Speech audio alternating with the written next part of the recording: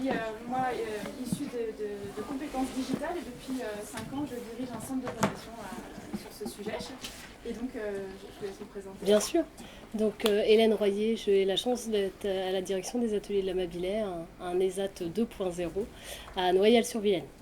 Donc on accueille 140 équipiers en situation de handicap sur 3 métiers que sont la menuiserie, donc fabrication sur mesure, ça va de l'aménagement de mobilier, mais aussi de la palette et de la caisse. Et puis également, on a un atelier conditionnement câblage et puis un atelier repassage. Merci. Alors par rapport à ce film qu'on vient de visionner, est-ce que vous pouvez nous donner un peu de détails, notamment comment est né ce projet? Alors le projet du film ou le projet, non, le projet des tablettes des tablettes. le projet des tablettes, il est né en 2016, très exactement. Alors il faut savoir que depuis déjà 2004, l'ensemble des équipiers se pointent sur un écran tactile en atelier. Donc c'est ce que vous disiez tout à l'heure, il fallait faire la queue pour se pointer, puisqu'en effet on a 65 modèles horaires qui cohabitent, puisque chacun choisit son temps de travail. Et ça c'est vrai depuis 2004, ça permet de trouver un équilibre temps personnel, temps de travail, soins s'il y a besoin, repos, etc. Ensuite de ça, en 2016, on a rencontré Véronique Lechêne, qui est doctorante en sciences de l'éducation et qui a écrit une thèse sur l'inclusion numérique en établissements médico-sociaux. Et elle nous a choisi comme terrain d'expérimentation, ce qui a été une chance folle pour nous, puisque avec 10 participants, elle a pu faire des ateliers sur l'utilisation de la tablette numérique. Quand on a vu les résultats de ces ateliers-là, puisque chacun a pu présenter à ses collègues de travail un montage photo, un montage vidéo, etc., pour des personnes qui, pour certaines, n'avaient jamais utilisé un outil numérique, si ce n'est le pointage, on a tous été bluffés des résultats et on s'est dit qu'on ne pouvait pas en rester là. Donc on a investi dans des tablettes. Ça, c'était l'étape la plus facile, 140 tablettes. Une fois qu'elles sont arrivées, qu'est-ce qu'on en fait et donc c'est là où on a travaillé avec des parrains et marraines numériques. Ce qu'on explique un petit peu dans le film, c'est des équipiers qui étaient déjà à l'aise avec le numérique et qui étaient partants pour former leurs collègues.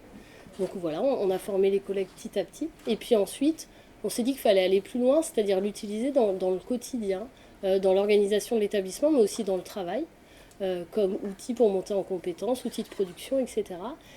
Et là, on a monté des applications en interne. Alors, mon prédécesseur, qui est Christian Guiton, qui était directeur des ateliers de la Mabilet, était aussi informaticien de formation. Ça a un peu aidé. Il a commencé à développer des applications et aujourd'hui, on a une informaticienne qui continue ces développements-là. Voilà un petit peu comment le projet est né. Donc j'entends pédagogie, sensibilisation, mais aussi compétences techniques. Est-ce que c'est des compétences que vous aviez l'habitude d'avoir dans ce type de centre ou c'est vraiment du fait de Les compétences numériques? Oui. Ah oui, non, alors pas du tout. On a un peu... plus un ovni véritablement parce que ça commence à se développer un peu partout. Mais en 2017, si, c'était vraiment une particularité de notre part. Et puis aujourd'hui, on voit bien que ça intéresse. On est de plus en plus invités à ce genre d'événements et on a des collègues qui s'y intéressent et qui ont envie de prendre le même chemin. Alors après 6 ans de vie, donc j'imagine que ça a évolué et que les outils se sont peut-être améliorés ou multipliés. Est-ce que vous avez une analyse, des résultats qui permettent de montrer un peu ce que ça a généré pour vos équipes et pour le Mabilet? Oui, alors on n'est pas très doué pour formaliser les choses, mais je peux vous dire que très rapidement, en tout cas immédiatement, il y a eu tout ce qui est sentiment de fierté qui était là, parce que maîtriser un... Enfin, je sais faire, ça a été un mot important dans les temps qui ont suivi. La valorisation des rôles sociaux, parce que je fais aussi comme tout le monde finalement quand j'utilise une tablette numérique. Et puis là, ça va beaucoup plus loin, c'est-à-dire qu'on voit bien que les compétences se sont développées. Aujourd'hui, c'est des personnes qui étaient... on a une coordinatrice de parcours qui appuie sur la démarche administrative. On a de plus en plus de personnes qui sont autonomes sur certaines démarches et qui ne vont plus voir la coordinatrice de parcours. La prime pour l'emploi, aujourd'hui, ils sont autonomes à 100% dessus. Enfin, c'est des sacrées étapes qui sont passées. Et dans l'atelier, c'est pareil, c'est-à-dire qu'aujourd'hui, on a développé aussi les outils qui allaient en face, mais on a des tutoriels d'apprentissage, etc. Et donc la personne peut être aussi autonome sur certains apprentissages. Alors le moniteur d'atelier ou le chef d'équipe a toujours son rôle, évidemment, mais ça vient en plus. C'est-à-dire que je peux aussi par moi-même, de temps en temps, prendre ma tablette et suivre un tuto d'apprentissage. Donc ça a impacté à la fois les utilisateurs, mais aussi l'ensemble de vos équipes Oui, tout à fait. Ces outils-là en centrale. Oui.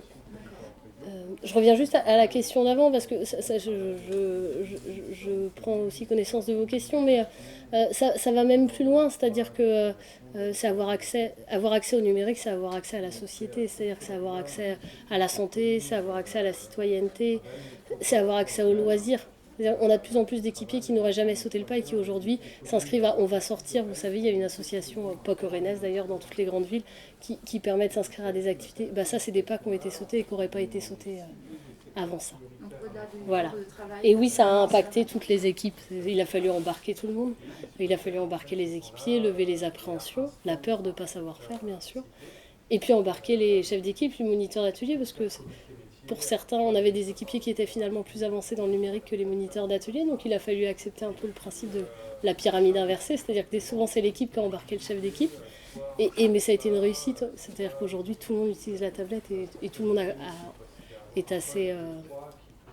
Quand on le voit bien, on a Christine là, qui apparaît dans le reportage qui dit j'étais réfractaire au début, puis finalement on se fait embarquer et puis on voit l'intérêt que ça a et que ça nous permet d'aller plus loin. Qu'est-ce que ça implique de votre part au quotidien, ou qu'est-ce que ça a pu impliquer de votre part, de la part de votre équipe? Du temps.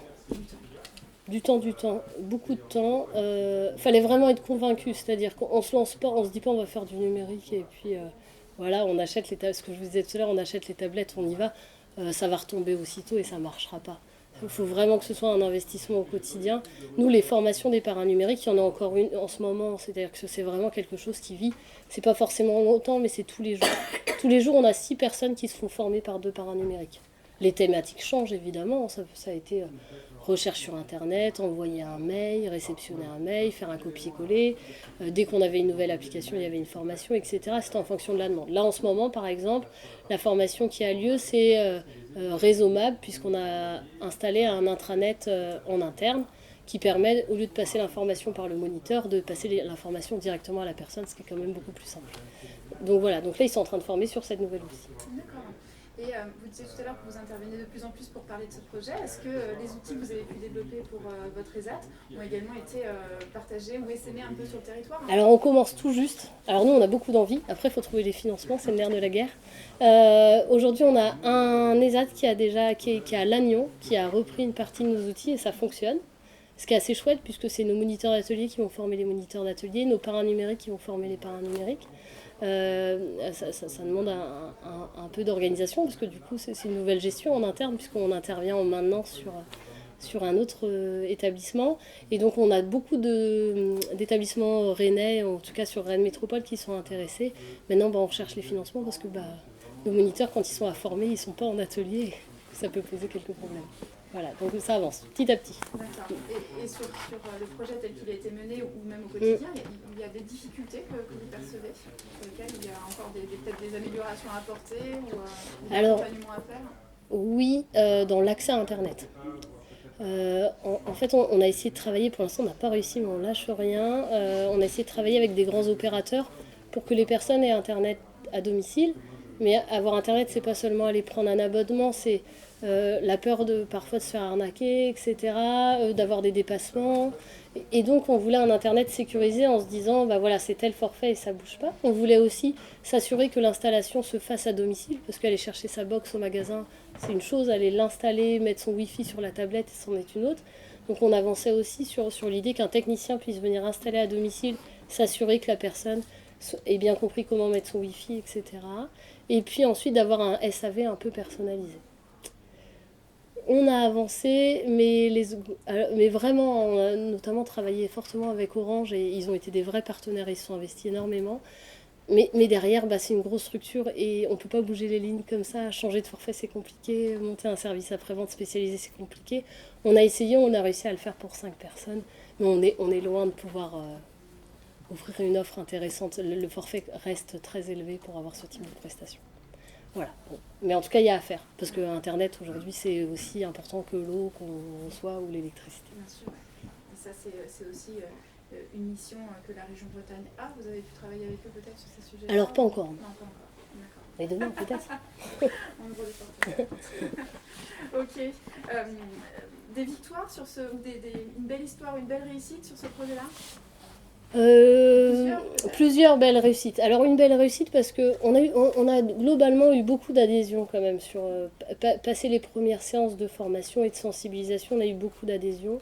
Il nous restait 2 réfractaires dans le temps et ça durait. Et puis au bout de 3, 4 ans, on a une des 2 personnes qui, à force de voir leurs collègues, et puis il y a peut-être eu l'application en plus qui a donné envie, est venue me voir en disant bon ça y est c'est sûr je veux ma tablette et c'était parti. Et là c'est super parce que en fait c'est pas je veux pas le numérique, c'est juste que on a tous une échelle de temporalité qui est différente et lui avait la sienne.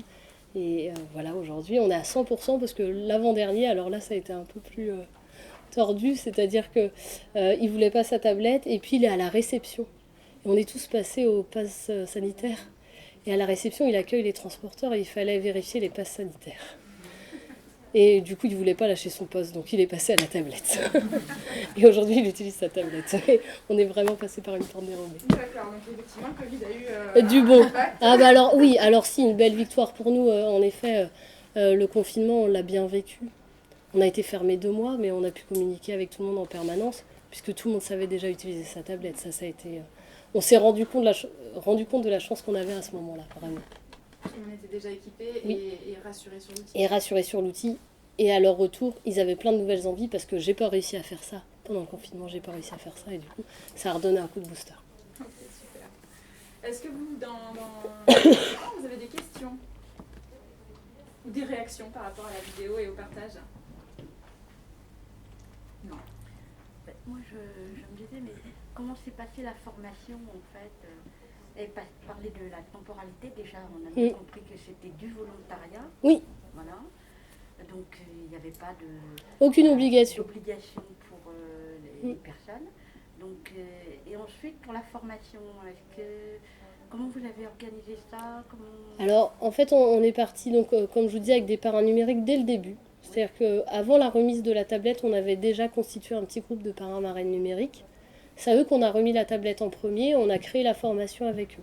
Et après, par petits groupes de 6, on remettait les tablettes. Mais c'était un temps important, c'était un temps de... Je sais pas, on passait 3 heures ensemble, juste pour le premier paramétrage.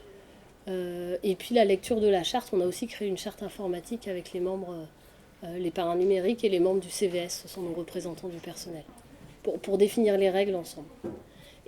Et on partait pas de cette formation sans savoir télécharger une application et pris une photo. Pour la partie ludique, parce que je vous jure que paramétrer une tablette, ça n'a rien de ludique.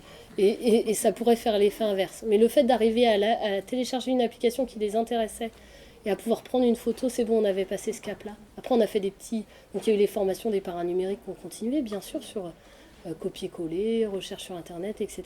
Et puis on a organisé des cafés-tablettes un peu plus sympas, où là, c'était vraiment toutes les questions qu'on a. Donc café-tablette, ça veut dire comment je change la photo sur mon bureau, comment je télécharge une musique. Voilà, donc tout ça, on y a répondu sur des temps de café-tablette. Il fallait que le ludique rentre en jeu, sinon je n'y allais pas. On s'est vite rendu compte que ça, de la part du ludique, on a vraiment laissé du temps à ça. Et les parrains numériques, c'était quelle personne, quel type de personne? J'ai pas de critères à donner. Les personnes à l'aise avec le numérique et qui se sentaient à l'aise aussi avec l'idée de transmettre. Alors on développe ça, c'est-à-dire que nous en atelier, il y a un parcours de compétences où la personne monte en compétences et des compétences qu'elle acquiert et des compétences qu'elle est en capacité de transmettre. On les appelle des pilotes. Donc cette culture-là, il l'avait déjà.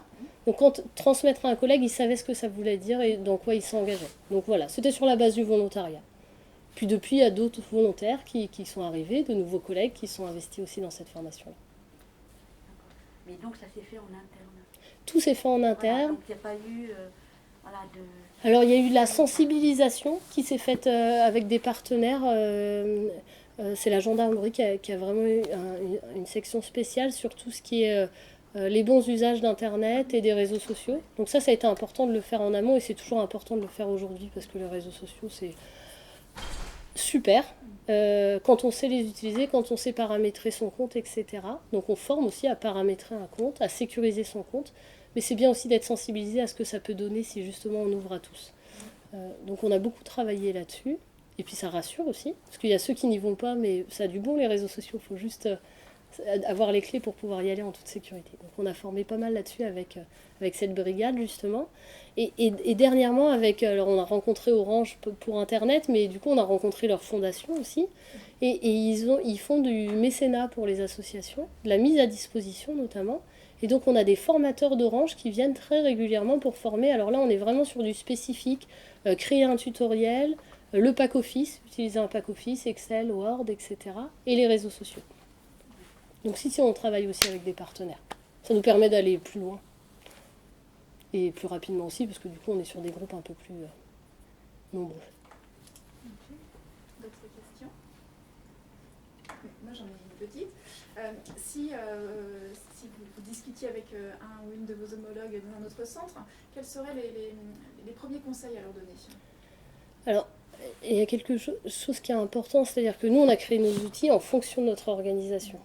C'est pas des outils qu'on a mis comme ça sans... L'organisation elle est pensée, on a fait des outils sur mesure. Donc c'était assez facile.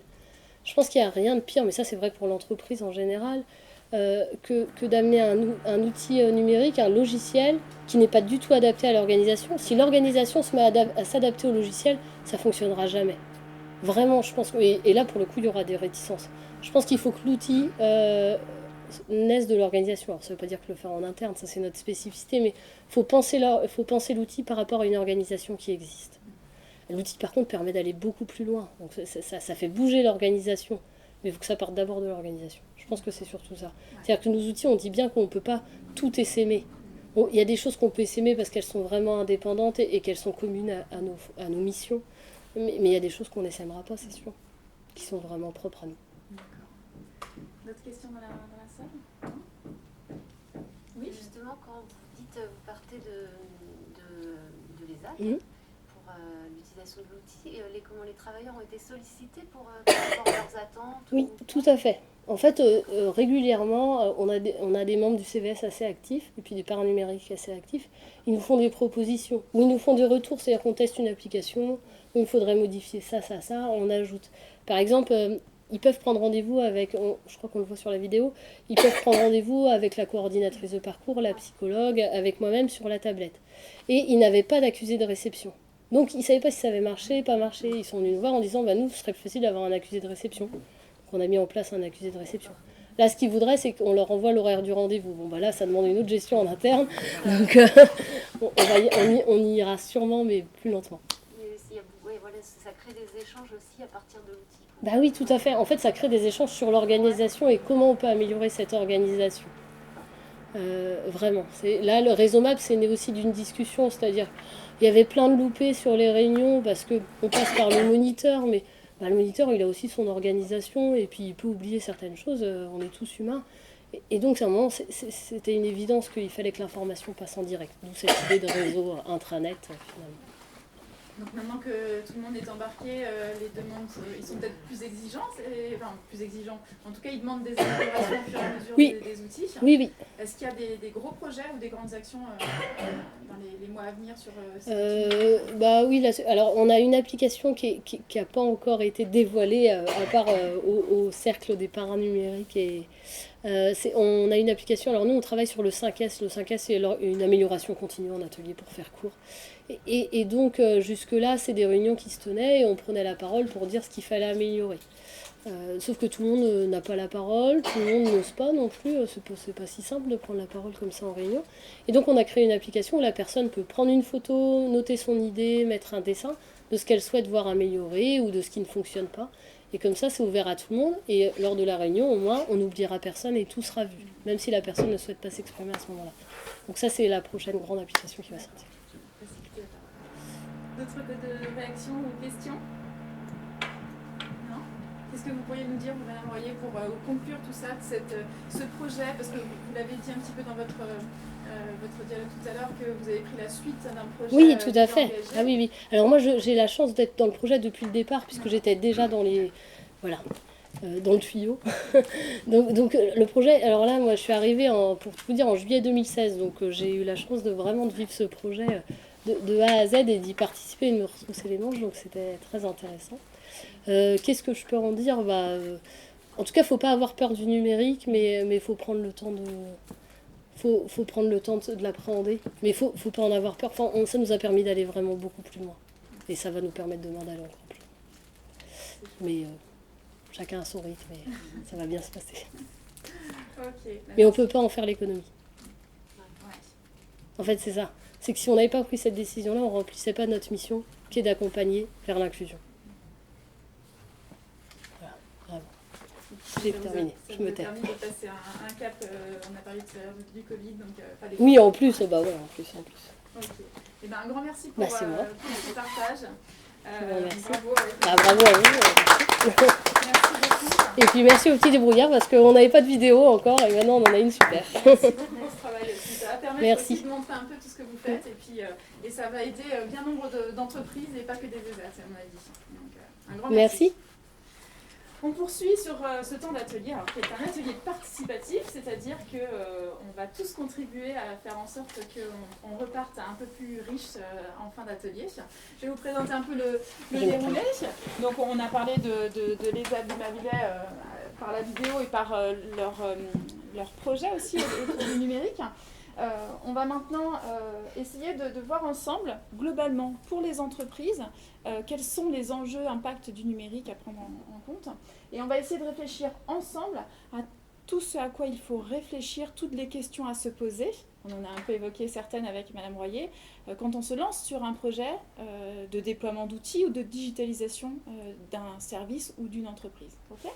Et pour commencer, puisque c'est participatif, tout le monde peut essayer de participer. J'aimerais bien qu'on fasse un petit tour, que chacun puisse prendre la parole et expliquer pourquoi ce sujet, pourquoi vous êtes là aujourd'hui. Ok ? Qui veut bien commencer ? Ça permettra de lancer les échanges. Moi, je veux bien commencer Avec parce plaisir. que je ne suis pas là par hasard. Moi, j'ai eu la chance d'avoir, avec le comité de direction de l'ETNAC, une visite de l'ESAT la Mavillet avec Madame Royer pour justement voir comment, pour faire partager aussi à notre équipe de direction, pour savoir comment le numérique avait impacté un ESAT, parce que nous, on était curieux aussi de se dire comment on peut aussi essaimer aussi ces pratiques. Donc voilà, moi je suis ici en tant que participante, mais voilà, il y a un petit biais qui est annoncé. Et justement, la question qui est derrière tout ça, suite à la présentation de Madame Royer, c'est justement comment faire pour que les ESAT aujourd'hui puissent se doter de cet outil. Et puis, est-ce que si on ne doit pas en faire l'économie, c'est justement comment accompagner voilà, les structures similaires, parce que j'imagine que ça impacte les budgets, ça impacte plein de choses. Donc voilà, c'était dans cette réflexion-là. Ok. Et donc je travaille pour les PNAC sur le service d'insertion. Merci. Je vous écoute. Alors, moi, je suis Julie, je suis stagiaire donc, à l'EPNAC. D'accord. Et je suis une formation de conseillère en insertion professionnelle avec la MICEF de Rennes. Ok. Donc, j'ai accompagné Hélène, ma tutrice, à cet atelier et j'en suis ravie. Moi, les transitions numériques, je vais me poser la question sur quels sont les enjeux, les difficultés aussi. Et peut-être aussi qu'est-ce que l'avenir en fait, quels métiers peuvent être déployés aussi, créés. C'est un peu voilà, les questions que j'ai autour du thème. Ok, et bien collectivement on va essayer d'y répondre avec vous, avec plaisir. Je vous écoute. Alors, moi je suis Dominique Mars et récemment arrivée sur Rennes et en recherche d'emploi, une carrière dans l'informatique. Et du coup, je vais continuer à travailler dans l'informatique et la transition numérique elle est inévitable et du coup tous les impacts au niveau des organisations d'entreprise m'intéressent tout particulièrement. Ok, merci. Je vous écoute. Alors moi je suis Muriel Charvet, donc j'étais en formation BTS comptabilité gestion. D'accord. Et je suis là par curiosité, parce que c'est vrai que le numérique c'est très important et ça va évoluer et on a besoin de... D'accord. Merci. Bonjour. Claudie, je suis aussi récemment arrivée sur Rennes. D'accord. Éventuellement en reconversion professionnelle et dans tous les cas curieuse effectivement des enjeux et des effets sur les organisations, comment embarquer tout le monde dans le numérique, dans les équipes, et qu'il n'y ait pas d'exclusion, comment aussi ne pas faire la part des choses entre professionnel et personnel, parce que ramener du numérique à la maison, ça engendre effectivement de répondre à des mails ou autres un peu tardivement. Voilà, c'est toutes ces questions qui m'interpellent et qui m'intéressent d'aborder aujourd'hui. Ok, merci. Bonjour. Bonjour Catherine, je suis salariée en phase de reconversion professionnelle. D'accord. Je me suis inscrite à cet atelier parce qu'effectivement j'ai pu constater dans le milieu du travail que l'arrivée de l'informatique avait chamboulé les pour et les contre, et donc il y a toujours des résistances malgré les années, mais aussi le fait que l'outil qui est proposé n'est pas du tout adapté à la structure. Donc l'exemple que ça vienne de la structure, je pense que c'est bien. Ok, merci. Bonjour. Bonjour. Alors moi pour cet atelier particulier, c'est parce que je suis bénévole dans une asso, que les bénévoles ils changent souvent et que on monte plein de projets et en fait comme on ne peut pas toujours tous se voir parce qu'on a tous des plannings, voilà, et qu'on se retrouve avant c'était vraiment des bénévoles vraiment de la même commune donc c'était plus simple, là on commence à être un peu plus éparpillés et donc il faut passer par le numérique, on n'a pas tous la même facilité, les mêmes outils, voilà. Donc, qu'est-ce qui peut exister, comment l'utiliser, comment le mettre en place, comment former les autres, enfin voilà, tout ces... pour faire vivre avec des petits moyens. Ok, merci.